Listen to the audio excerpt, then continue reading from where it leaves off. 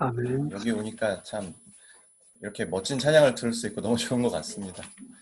야베스의 기도가 어렸을 때부터 굉장히 좀 많이 들었던 찬양이고 옛날 생각이 나게 되는데 엄마의 품속에서부터 고통 중에 태어났다라고 고백을 하는 것부터 참 그 탄생부터 축복받지 못한 그 어려운 삶이 짐작이 되는 그런 인물이었는데 복에 복을 더하시고 나를 환난에서 벗어나게 해달라는 그 고백을 보면서 정말 그냥 인간적으로 좀 잘 되고자 하는 그런 모습이 아니라 이미 나의 환난과 고통들을 하나님께 아뢰을 수 있고 하나님께 복을 구할 수 있는 그의 신앙과 그의 믿음의 고백들로 인해서 이 노래 자체가 참으로 고통스럽고 참 우울하지만 반면에 또 아름답고 정말 하나님께서 기뻐하실 만한 고백인 것 같습니다. 요즘 코로나 시대를 보내면서 육신적으로 또 물질적으로 많은 고통을 당하시는 분들이 있는데요. 사실 그분들을 생각하면서 기도할 때마다 제가 이렇게 인간적으로 사실 해드릴 수 있는 것이 그냥 하나님께 기도하는 것밖에 없더라고요. 그러면서 기도를 하게 될 때 하나님, 저분들의 고통을 아실 때 분명 이 땅 가운데 삶이 우리의 인생이 전부가 아님을 알게 하시고 정말 하나님께서 우리에게 삶을 허락하셨고 또 이 땅 가운데서 하나님이 원하시는 것 정말 하나님만을 바라보기 원한다는 것을 그 어려운 와중에도 깨닫게 하셔서 그렇게 주님 바라볼 때 또 주님은 우리가 또 그렇게 하나님을 바라보는 자녀들의 삶 가운데 그냥 고통만 당하도록 내버려 두시지 않거든요. 그렇게 주님께서 자기 자녀에게 베풀어 주시는 그런 복을 받게 해달라고 그렇게 기도를 하면서 나아갑니다. 그렇게 이 코로나를 위해서 기도하실 때 우리 어렵게 힘든 분들을 위해서 함께 기도해 주셨으면 좋겠습니다. 사실 코로나 시대가 이제 막 접어들고 막 비대면으로 이렇게 바뀌게 되면서 많은 예측들을 했습니다. 목사님들이랑 앞으로 어떻게 될 것이다. 특별히 이제 저도 이제 청년부에 있다 보니까 앞으로 이제 청년들이 같이 모이지도 못하고 예배도 못 드릴 텐데 앞으로 어떻게 될까라는 고민들을 하면서 예상을 하는 거예요. 모이지도 못하니까 신앙이 약한 이들은 분명히 좀 떨어져 나갈 것이고 신앙이 강한 이들에게는 개인적으로 경건을 훈련할 수 있는 좋은 시간이 될 것이다. 그걸 예상을 하기는 했는데 이게 이제 점점 실제로 그런 청년들이 눈에 보이고 귀에 들리고 피부로 와닿게 되다 보니까 참 너무 안타깝고 걱정스러운 반면에 또는 대견하고 감사한 마음들이 있더라고요. 이게 이제 집에서 수업을 듣고 또 여러모로 이제 모임을 못하게도 하다 보니까 개인 시간들이 굉장히 많아지거든요. 그러면 이들이 이제 그 개인 시간에 다 뭘 하겠어요? 좀 더 자자, 좀 더 졸자, 좀 더 눕자, 하나 더, 좀 더 놀자. 근데 이제 거기에 열심인 청년들은 이렇게 나 혼자서 이렇게 시간이 많을 때 또 미래에 대한 스펙을 쌓기 위해서 정말 1분 1초도 좀 아깝게 막 열심히 또 이렇게 하는 청년들도 있더라고요. 근데 그렇게 또 청년 리더들의 고민이 그거예요. 예전에는 막 식사하면서 교제하면서 만나면서 오랜만에 같이 커피 마시면서 그렇게 이제 청년들을 이렇게 이끌어 오고 좀 신앙이 약하고 새신자들을 그렇게 전도하고 데리고 왔었는데 이 리더들도 이제 그 수단이 떨어진 거예요. 같이 교회 가자. 너 네 자리에서 예배 드려라. 이거 얘기를 하는 것도 사실 한두 달이지. 그러니까 정말 많은 고민들이 있더라고요. 그러면서 결국은 그냥 그 자리에서 예배를 하게 될 그 청년들에게 예배를 드려라라는 그냥 그 한마디와 함께 좀 기도할 수밖에 없다라는 그런 상황들이 있는 것 같습니다. 참 이런 부분들이 참 속상하고 안타깝고 기도를 하게 되는데 또 한편으로는 또 이제 몇몇 만나는 청년들을 보면 이전보다 사실 이야기를 들으면서 사실 제가 좀 부끄럽더라고요. 이번 기회에 하나님에 대해서 조금 더 알아보겠다라고 해서 아침부터 저녁까지 하루 종일 집에 있다 보니까 24시간 시간표를 짜서 아침에 기도하고 말씀 보고 기독교 서적 읽고 또 저녁에 또 말씀 공부하고 큐티하고 이런 시간들을 막 빼곡하게 공부하는 틈틈이 적어놓고 그렇게 신앙생활 하는 친구들 보면서 그럼에도 하나님께서 이런 시기 가운데 분명히 훈련시키시는 청년들이 있구나라는 그런 생각들이 들었습니다. 좀 같이 이렇게 청년들을 위해 기도해 주기를 원하는 것은 참 그렇게 떨어져 나갈 것 같은 그런 청년들이 오늘 사실 본문이 이제 어제 그 매일 성경의 본문인데요. 이 본문을 보면서 그런 청년들의 마음이 좀 들더라고요. 이 본문을 보면서 바울의 진심을 이 하나님의 사랑을 향한 바울의 진실된 마음을 이 청년들이 좀 회복했으면 좋겠고, 이 사랑을 조금 본받아서 도대체 하나님의 사랑이 무엇이기에 바울이라는 사람이 그토록 했는가라는 부분들을 함께 공감하면서 주께 돌아왔으면 좋겠다라는 좀 그런 마음이어서 오늘 말씀도 함께 좀 나누고자 합니다.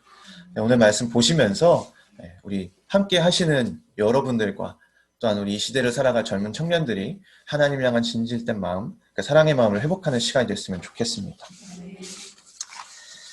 네, 오늘 본문을 보시면 11장을 읽었는데요. 바울의 고린도후서는 10장부터 이제 비슷한 같은 주제의 내용이 이어지고 있습니다. 그래서 오늘 1절을 보시면 원하건대 너희는 나의 좀 어리석은 것을 용납하라. 청하건대 나를 용납하라. 사실 이 본문만 봐서는 좀 이해가 안 되는 부분들이 있어요. 앞으로 뭐 바울이 무언가를 할 거다라는 거는 그 의지는 좀 알겠는데 왜 이런 이야기를 하고 있는가라는 부분을 생각해 봤을 때 10장부터 그 내용이 이어진다라는 것을 우리가 염두에 둔다면 10장에 그럼 무슨 내용이 등장하는가? 지금 바울이 고린도 교회를 개척을 하고 그곳에서 사역을 한 뒤에 다른 곳으로 떠났는데요. 거기에 거짓 사도들이 들어와서 이 고린도 교회 성도들을 미혹하고 유혹을 합니다. 근데 무슨 유혹을 하고 미혹을 하냐면 이 교회를 세우고 복음을 전했던 바울에 대해서 비난을 하는 거예요. 바울은 사도의 자격이 없다. 바울이 전한 복음은 가짜 복음이다. 라고 그렇게 이야기를 한다라는 거죠. 그래서 10장 18절 말씀 바로 앞장 마지막 절인데요. 거기 보시면 옳다 인정함을 받는 자는 자기를 칭찬하는 자가 아니오 오직 주께서 칭찬하시는 자니라. 아무래도 10장 가운데 내용들이 자기 스스로를 자랑했던 거짓 사도들, 그러면서 자기는 자랑하면서 바울 사도에 대해서는 깎아내리고 비난했던 그런 내용들을 좀 다뤘던 것 같아요. 그러면서 바울이 그런 거짓 사도들을 가리켜서 어리석다, 하나님께서 보시기에 옳지 못하다라고 그렇게 지금 10장 마지막 절을 마무리를 하고 있는데요. 근데 11장에 들어와서 지금 반전이죠. 자기가 그렇게 어리석다라고 표현했던 사도들의 그런 자기 자랑하는 모습을 나도 좀 해보겠다라는 거예요. 나도 그 어리석은 자랑, 나의 말을 좀 해보겠다라고 이야기를 하는 겁니다. 도대체 바울의 이게 무슨 심정이 담겨져 있을까요? 저는 성경을 볼 때 뉘앙스를 굉장히 좀 중요하게 생각을 합니다. 그 분위기. 단지 그냥 이 단편적으로 이 텍스트, 이 글이 우리에게 전해주는 정보가 다가 아니라 그 상황적으로 조금 더 입체적으로 바울이 어떤 상황에서 어떤 생각을 가지고 이 글을 썼을까를 이 글을 통해서 유추를 해보는 거예요. 근데 바울이 지금 상황적인 관점을 보면 조금 아까 말씀드렸다시피 이 거짓 사도들이 바울을 모함하고 있는 상황이죠. 그뿐만 아니라 이제 고린도 성도들이 같이 지금 그 유혹에 넘어갈 것 같은 그런 지금 안타까운 상황인 거예요. 그래서 10장과 11장 말씀 좀 종합을 해보면요. 바울은 참 종도 아니고 분명 교회에서 고린도 교회에서 돈을 받았음에도 돈을 받지 않았다라고 그렇게 지금 이야기를 거짓말을 한다. 그렇게 거짓 사도들이 바울을 모함하고 있는 거예요. 돈을 받았는데 안 받았다고 거짓말을 하고 있다. 그리고 외모도 별로고 언변도 정말 변변치 않다. 말도 잘 못한다. 근데 그런 바울이 무슨 사도로서 자격이 있느냐라고 지금 그렇게 이 고린도 교회 성도들 앞에서 거짓 사도들이 바울을 모함하고 있는 상황이다라는 거죠. 그런 상황에서 바울이 지금 이렇게 비난받고 모함을 당하고 있는 상황에서 바울이 지금 뭘 하겠다는 거냐면 나 그런 사람 아니다. 나는 이런 사람이다라고 나 자신을 좀 드러내보겠다라고 하는 거예요. 비록 너희가 보기에 내가 어리석어 보일지 모르지만 내가 그들이 자기 자랑하는 것을 어리석다라고 표현을 비록 했지만 그럼에도 불구하고 지금 내가 내 이야기를 좀 해야 되겠다. 왜 바울이 이렇게까지 할까요? 굳이 더 손가락질 당할지도 몰라요. 야, 참 구차하다라고 이야기를 들을지도 모릅니다. 근데 바울이 그런 상황에서 왜 자기의 이 어리석은 말을 해야겠다. 그것도 청하건대 나를 용납하라. 2번이나 나를 용납하라라고 하면서 이야기를 하겠다라고 하는 거죠. 왜 그렇게 이야기를 할까요? 요 1절 보면서 참 바울의 2가지의 분위기가 좀 와닿게 되더라고요. 하나는 당당함이었어요. 여러분 근자감이라는 단어 혹시 들어보셨나요? 근거 없는 자신감, 쓸데없이 막 당당하다, 막 이런 표현을 얘기를 하는데 바울의 모습을 보니까 자신감을 넣어서 사실 근거 없는 자신감이 아니라 바울은 근거 있는 자신감이었죠. 당당함이었죠. 뭐가 그렇게 당당합니까, 바울이 지금? 뭐가 그렇게 자신감이 있을까요? 내가 그동안 고린도 교회 성도들에게 전했던 그 복음에 대하여 내가 이 고린도 교회 성도들을 하나님의 구원의 자리로 그리스도와 이 성도들을 중매한 자로서 나는 이 복음에 대해 나는 한 점 부끄러운 것이 없다라는 그 십자가 진리에 대한 자신감이 있었던 거죠. 내가 전했던 그 복음이 결코 틀린 것이 아니다라는 그런 자신감이 있었기 때문에 비록 어리석어 보일지라도 나는 이 말을 해야 되겠다라는 거예요. 또 한 가지 느껴지는 뉘앙스가 뭐냐면 바울의 간절함입니다. 지금 바울이 2절 말씀에 보면요. 이렇게 얘기가 나와요. 바울이 하나님의 열심으로 너희를 위해 열심을 내고 있다라고 이야기가 나옵니다. 그래서 열심이라는 단어, 하나님의 열심, 참 여러 가지를 좀 생각하게 되는데 여기에 대해서 원어가 어떻게 되든 언어가 한글말로 이렇게 번역이 됐잖아요. 근데 이 열심이라고 하는 단어의 원래 의미를 살펴보니까 뭐 열심이라는 의미도 있지만 거기에는 시기, 질투라는 해석도 포함이 됩니다. 그래서 실제로 열심이라고 해석된 이 단어를 신약 성경의 다른 곳에서는 시기, 질투라고 해석을 하고 있어요. 똑같은 단어들. 그러니까 같은 말이라는 거예요. 그래서 한글 번역에서는 비록 지금 뭐 하나님의 열심이라고 번역을 했지만 영어 성경의 대부분의 번역을 보니까 거기에는 거룩한 질투라고 해석을 합니다. 그러니까 하나님의 열심, 거룩한 질투 다 마찬가지 표현이라는 거예요. 바울은 지금 그런 이야기를 하고 있는 건데 그럼 그런 의미에서 다시 본문을 보면 바울은 경건한 질투로 또는 하나님의 질투로 이 고린도 교인들을 위해서 질투하고 있다는 거예요. 여러분 질투라는 감정이 어디서부터 비롯되는 감정입니까? 사랑이 없으면 나오지 않는 감정이에요. 지금 바울은 이 고린도 교회 성도들을 볼 때 하나님 아버지가 자기 자녀를 사랑하는 그 아버지의 마음을 공감하면서 이 바울도 마찬가지로 아버지의 마음으로 이 고린도 교회 성도들을 사랑하고 있다, 질투하고 있다라고 그렇게 지금 표현을 하고 있는 겁니다. 그리고 2절 하반부를 보시면요. 내가 너희를 정결한 처녀로 한 남편인 그리스도께 드리려고 중매함이로다.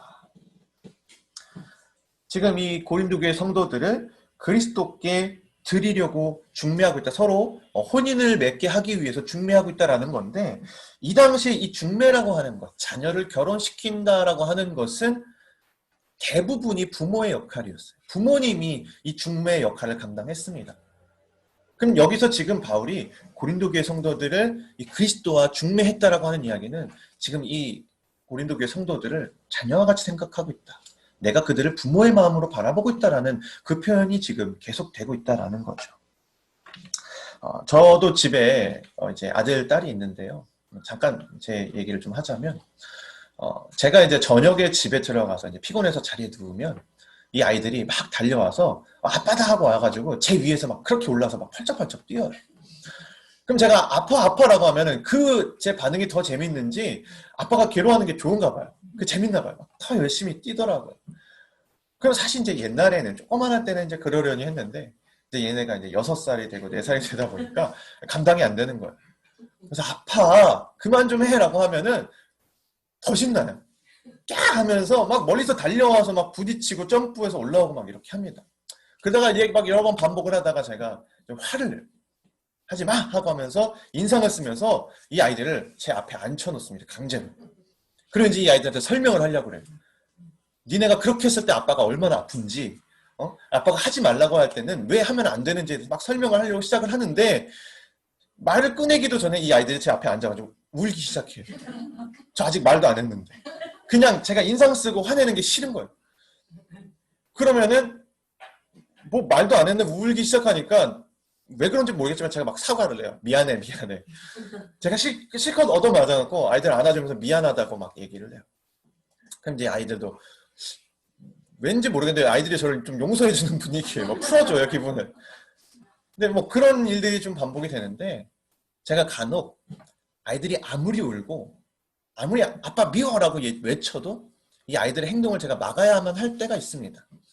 뭐 주방에서 뜨거운 것들을 막 끓이고 있을 때 아이들이 주방을 간다라든지 저희 집이 8층인데요. 8층 창문을 열어놨을 때 아이들이 막 창문 막 방충망을 열고 베란다를 가려고 한다든지 이럴 땐 제가 무슨 일이 있어도 아이들 행동을 막아요. 뭐 울고 뭐 아빠 싫다고 하고 아무리 해도 소용없습니다. 제가 아이들을 막습니다. 그리고 그 아이들에게 제가 설명을 해요. 너희들이 왜 이것을 하면 안 되는지. 아빠가 정말 진심으로 너희가 이것을 안 했으면 좋겠다라고 그렇게 설명을 막 합니다. 뭐 울고 뭐 듣지도 않죠. 그래도 저는 아이들과 설명을 해요. 왜냐하면 그게 아이를 사랑하는 부모의 마음이고 이것을 했을 때 위태롭고 위험하다는 것을 분명히 저는 알기 때문에 아이들이 그렇게 하지 않았으면 하는 마음에 그것을 분명하게 가로막는 거예요. 근데 오늘 이 본문 말씀을 내려가면서 읽어보니까 지금 바울이 그런 마음인 것 같아요. 이 고린도 교회 성도들이 지금 위태로운 상황 가운데 빠져들게 될까봐 지금 바울이 그런 부모의 심정으로, 부모의 마음으로 이 편지를 써내려가는 것 같습니다. 3절 말씀을 보시면요. 뱀이 그 관계로 하와를 미혹하는 것 같이, 자, 여기서부터 좀 같이 읽어봤으면 좋겠습니다. 시작. 너희 마음이 그리스도를 향하는 진실함과 깨끗함에서 떠나 부패할까 두려워하노라. 네. 지금 자신이 복음으로 인해서 구원을 했고 이 구원받은 하나님의 사랑으로 구원을 경험한 이 고린도 교회 성도들이 지금 거짓 사도들로 인해서 그리스도에게서부터 멀어지게 될까봐 두려워하고 있다는 거예요. 그 사도들의 거짓 사도들의 거짓말 때문에 나의 영적인 자녀들이 그리스도로부터 그 진실함과 깨끗함에서 떠나게 될까봐, 부패하게 될까봐 라고 표현을 하고 있죠. 부패하게 될까봐 두려워하고 있다. 근데 부패라고 하는 단어가 이제 푸다레라고 하는 이제 원어입니다. 근데 여기엔 또 역시나 뭐 해롭게 되다, 더럽혀지다라는 의미도 포함이 되어 있지만 여기엔 또 같은 해석되는 의미로 뭐가 있냐면 파괴당하다, 멸망당하다라는 의미가 있어요. 여기 지금 뭐 뱀과 하와에 대해서 이야기를 하고 있는데 마치 하와가 하나님의 명령을 거절하고 선악과를 먹으면서 그 하나님이 왕이시고 하나님과의 관계를 부정했던 것처럼, 또는 구약시대의 이스라엘 백성들이 하나님과의 관계를 부정하고 우상을 숭배했던 것처럼 지금 이 고린도 교회 성도들이 하나님을 향한, 그리스도를 향한 그 깨끗함과 그 하나님을 향한 그 신앙에서부터 떠나게 될까봐 지금 그럴 것 같은 상황에, 그런 위태로운 상황 가운데 놓여져 있다라고 하는 거예요. 여러분, 그러면 하와가 그렇게 하나님을 떠나게 됐을 때 어떻게 됩니까? 에덴 동산에서 쫓겨나죠. 이스라엘 백성들이 하나님을 외면하고 우상 숭배했을 때 어떤 일들을 당합니까? 아주 오랜 시간에 걸쳐서 이방 민족들로부터 계속해서 고통과 어려움들을 당하게 되죠. 하나님의 의로운 분노와 그 질투가 그들에게 당도하게 됐을 때 그들이 심판당하고 고통당하게 된다는 거예요. 근데 바울은 이 나의 자녀들 같은 고린도 성도들이 그 일을 좀 당하지 않았으면 좋겠다라는 거죠. 그 과정을 막고 싶은 거예요. 단지 이들의 신앙이 그냥 단지 부패하고 연약해지고 오염되고 여기서 끝나는 것이 아니라 이게 결국은 심판과 멸망까지 가거든요. 그러니까 지금 바울은 그 과정을 막고 싶은 거예요. 내 자녀들이, 내 성도들이 그런 과정을 겪지 않도록 그걸 막고 싶었던 겁니다. 그래서 그런 아버지의 마음을 가지고 고린도 교회 성도들에게 그러지 않았으면 하는 마음에 요청하고 걱정하고 경고하고, 지금 내가 너에게 왜 그렇게 했었는지, 거짓 사도들은 내 행동에 대해서 그렇게 비난을 하고 오해를 하고 있지만 내가 왜 그렇게 해야만 했는지에 대해서 설명을 하려고 하는 거예요. 자, 그러면 5절부터 한번 계속해서 보도록 하겠습니다. 5절 말씀입니다. 나는 지극히 크다는 사도들보다 부족한 곳이 조금 더 없는 줄로 생각하노라. 이제 이야기를 하죠. 너희가 나에 대해서 못 알아듣는 것 같으니, 나에 대해서 잘 모르는 것 같으니까 내가 나에 대해서 좀 설명하겠다, 자랑을 하겠다. 근데 이게 누굴 위한 겁니까? 바울의 어떤 실추된 명예를 위해서 이야기를 하는 걸까요? 그게 아니죠.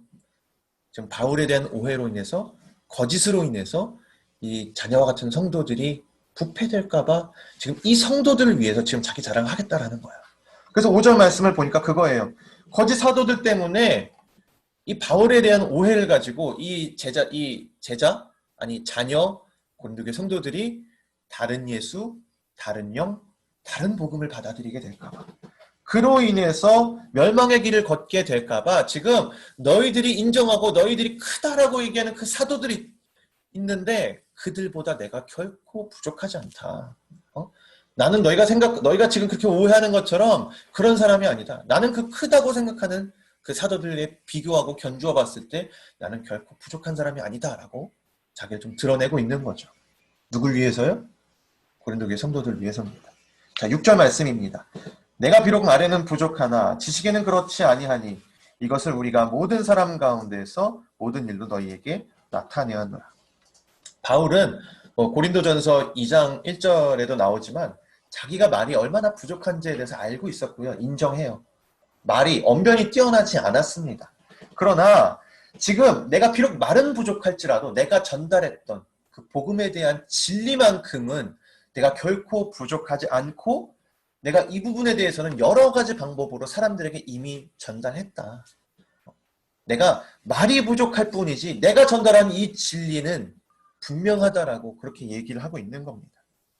자, 근데 그 당시에는요, 아무래도 이 화법이 굉장히 발달한 시대였어요. 말을 잘하고 전달을 잘하고 유창한 언어를 구사하는 그런 사람일수록 더 설교하거나 강의를 했을 때 더 높은 사례를 받습니다. 더 유능하다라는 거죠. 유능의 척도 그 사람의 가치를 그런 어떤 화법의 유능함으로 그렇게 가치를 매겼습니다. 오늘날도 비슷하잖아요. 학생들 잘 가르치고 잘 집중시키는 강사들이 더 이렇게 유명한 것처럼 이 당시에도 마찬가지였던 것 같아요. 근데 바울이 지금 말을 잘 못하는 거예요. 자기는 그 전달력이 약한 거죠. 그러니까 이것에 대해서 좀 심적인 부담들이 있었던 것 같아요. 계속해서 지금 바울의 서신을 보면 자기의 말이 부족한 것을 곳곳에서 드러내는 걸 보면 내 언변이 부족한 것에 대해서 좀 심적인 부담이 있었던 것 같습니다. 그리고 이것뿐만이 아니라 지금 생겨난 지 얼마 안 된 이 고린도 교회 성도들에게 물질적인 부담을 주고 싶지 않았던 것 같아요. 이제 막 시작하고 이제 신앙생활을 시작한 새신자들 그런 성도들에게 물질적인 부담을 주고 싶지 않고 비용을 받고 싶지 않아서 바울은 고린도 교회에서 전혀 비용을 받지 않고 사역을 했었습니다. 그런데 이것이 바울의 발목을 붙잡고 거짓 사도들이 이걸 붙잡고 비난을 하기 시작하는 거예요. 야, 저 봐라. 바울 자기가 얼마나 말 못하는지 알고 자기가 잘못하고 자기가 가치가 저런 걸 아니까 돈 안 받지 않냐. 또 한편으로는 사역을 하는데 어떻게 돈이 필요하지 않을 수 있겠냐. 분명 바울 뒤에서 돈 받고 성도들의 돈 갈취하고 앞에서는 안 받은 척하는 것일 것이다. 그렇게 비난을 한 거예요.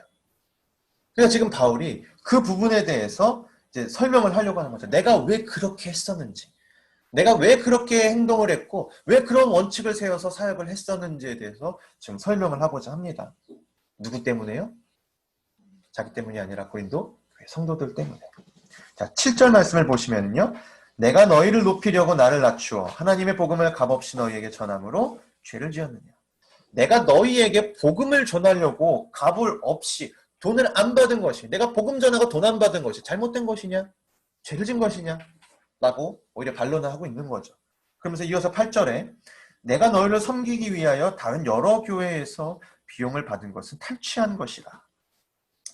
조금 딱 이 말씀만 봤을 때 약간 이해가 안 되는 부분들이 있어요. 탈취라는 단어가 좀 강하게 우리에게 이미지를 주는데요.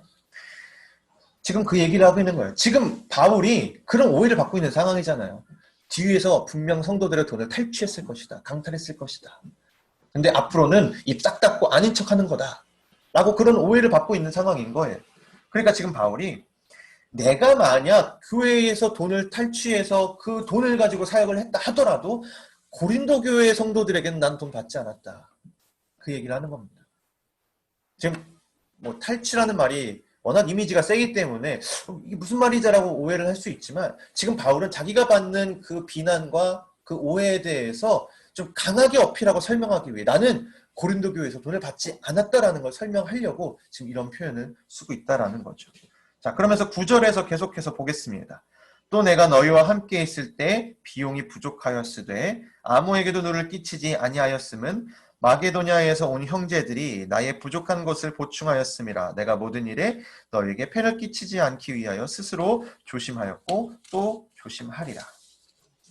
내 목회와 선교에 필요한 부분들은 지금 고린도 교회 성도들이 준 것이 아니라 저기 마게도냐에 있는 여러 교회의 성도들, 나와 함께 동역했던 형제들이 나에게 부족한 물질들을 충당하고 보충해 줬기 때문에 내가 계속해서 사역을 할 수 있었던 것이다. 그래서 내가 너에게 돈을 받지 않을 수 있었다라고 그렇게 얘기를 하고 있죠.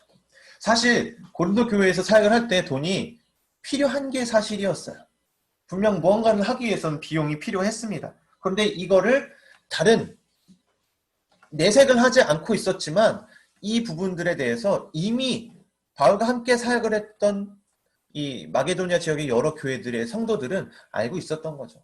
바울이 저기에서 비용을 안 받는다고 돈이 안 필요한 게 아닐 텐데. 그러면서 거기에 대해서 분명히 충분히 도움을 주었고, 이런 과정이 있었기 때문에 내가 고린도 교회 성도들 너희에게 비용을 받지 않을 수 있었던 것이다 라고 그렇게 지금 해명을 하고 있는 겁니다. 왜요? 왜 지금 이렇게 해명을 하고 왜 돈을 안 받았다라는 거예요? 너희에게 폐를 끼치지 않기 위해 내가 조심하고 또 조심했다라는 거예요. 너희들을 위해서. 내가 너희들을 위해 조심했다라고 하는 거죠. 정 필요한 것은 주변 교회에서 채워주었다라고 이야기를 하고 있습니다. 자, 10절과 11절 말씀에서 이렇게 얘기합니다. 그리스도의 진리가 내 속에 있으니 아가야 지방에서 나의 이 자랑이 막히지 아니하리라. 어떠한 까닭이냐? 내가 너희를 사랑하지 아니함이냐? 하나님이 아시느니라.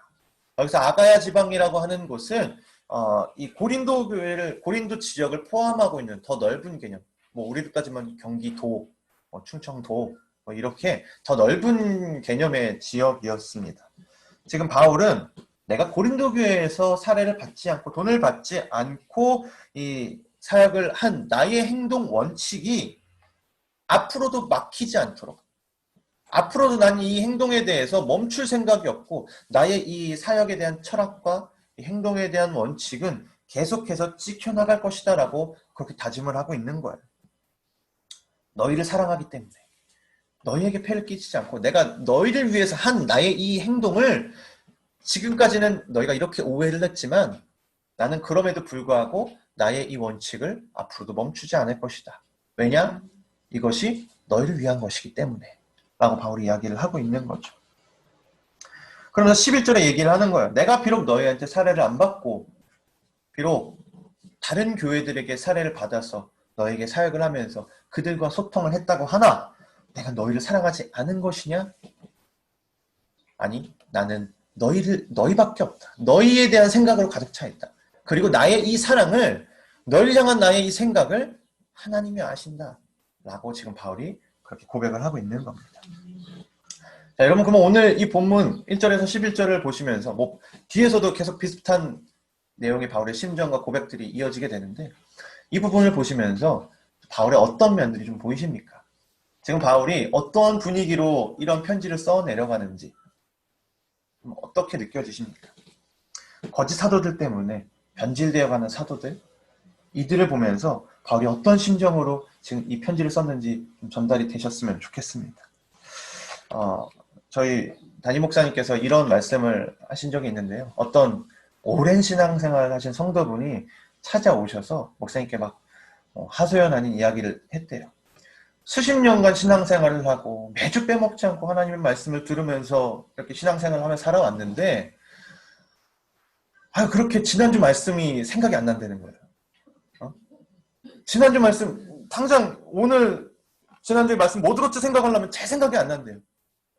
이게 어떻게 해야 되냐고, 이게 지금 잘못된 거냐, 내가 앞으로 어떻게 해야 되냐라고 이렇게 말씀을 하셨답니다. 그래서 목사님이 얘기를 하셨대요. 괜찮습니다, 권사님. 우리가 수십 년 동안 집에서 부모님의 밥을 먹으면서 살아왔을 때 우리가 그 부모님이 해주셨던 그 모든 밥의 메뉴들이 다 생각이 안 나지만 그럼에도 불구하고 그 내가 먹었던 밥, 부모님이 해주셨던 그 밥은 오늘날의 훌륭한 한 사람을 만들지 않았습니까? 하나님의 말씀이 그렇습니다 라고 그렇게 얘기를 하셨다고 하더라고요. 사실 저도 그거 들으면서 굉장히 아멘했죠.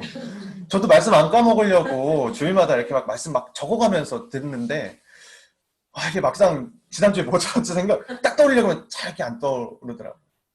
그래서 아멘 하고 있는데 막 말씀을 막 머릿속으로 생각하고 있는데 갑자기 문득 좀 그런 생각이 들더라고요. 내가 어머니가 해주셨던 밥이 생각나는 게 뭐가 있나. 그러면서 몇 개가 또 그렇게 막 생각이 이어지는 거예요. 뭐가 막 떠오르더라고요.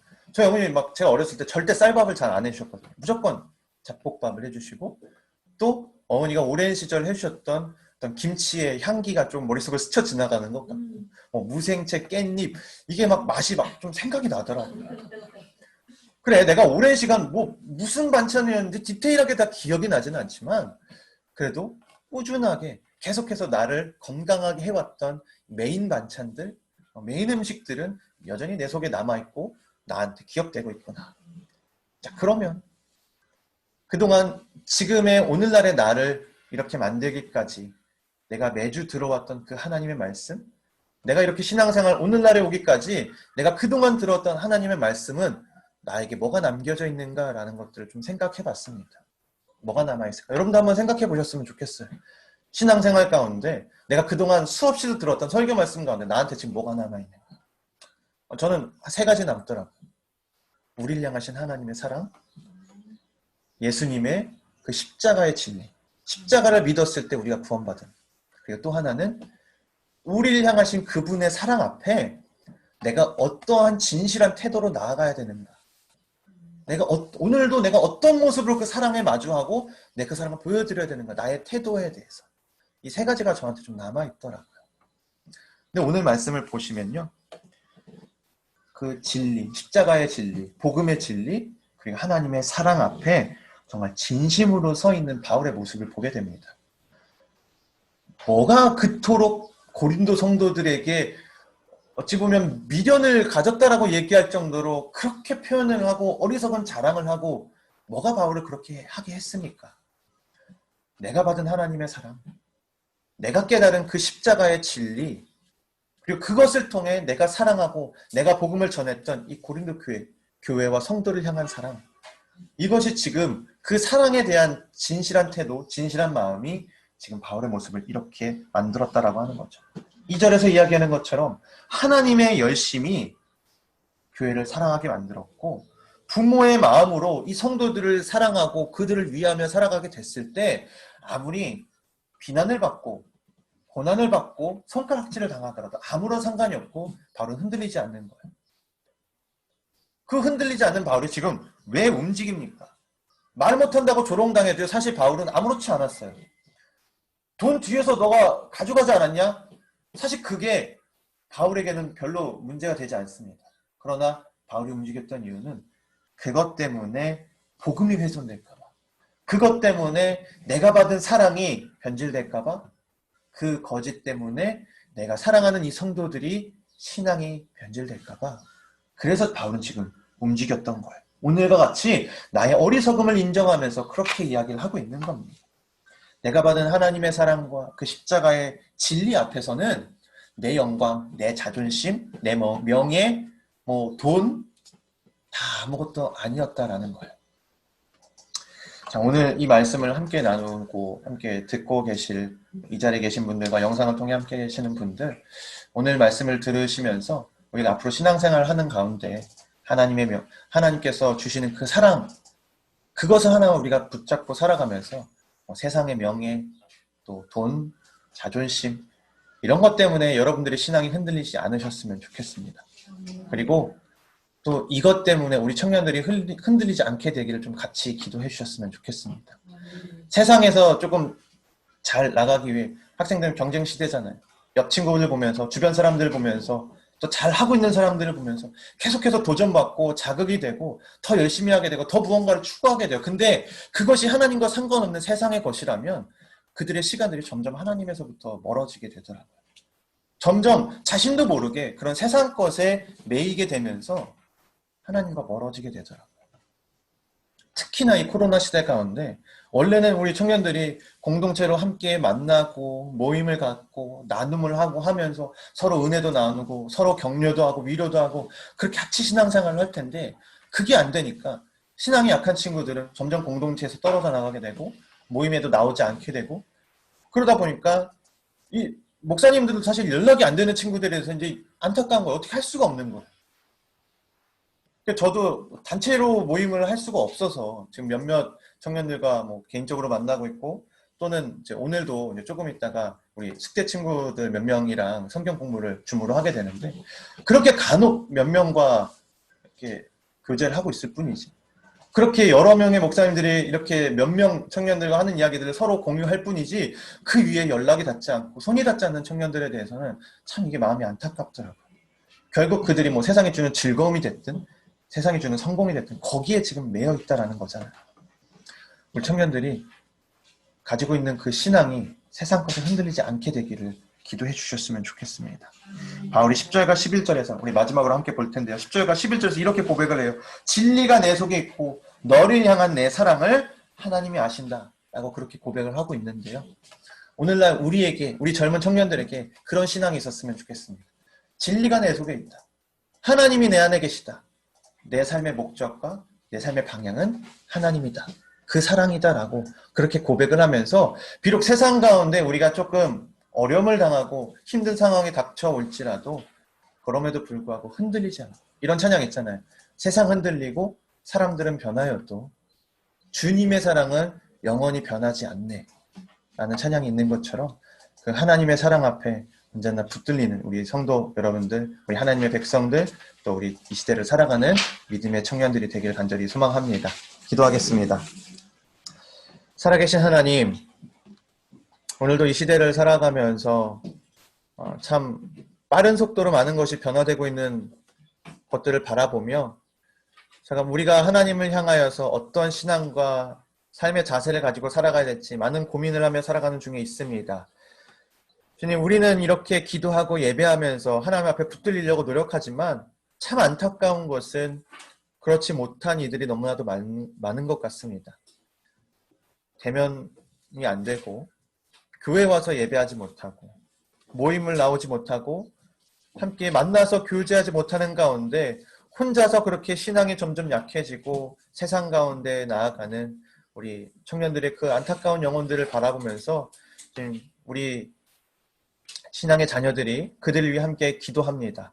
주님, 하나님을 향한 사랑이 회복되게 하여 주시고 그 신앙이 회복되게 하여 주시고 그 바울의 진심이 그들에게 가서 와 다 하나님의 사랑 앞에 그 사랑이 도대체 무엇이길래 이렇게까지 하는지를 생각해보며 주 앞으로 돌아오게 되는 우리 귀한 주의 자녀들, 백성들을 될 수 있도록 하나님 인도하여 주시옵소서. 오늘도 우리 가운데 함께해 주심에 감사드렸고 예수님의 이름으로 기도합니다. 아멘.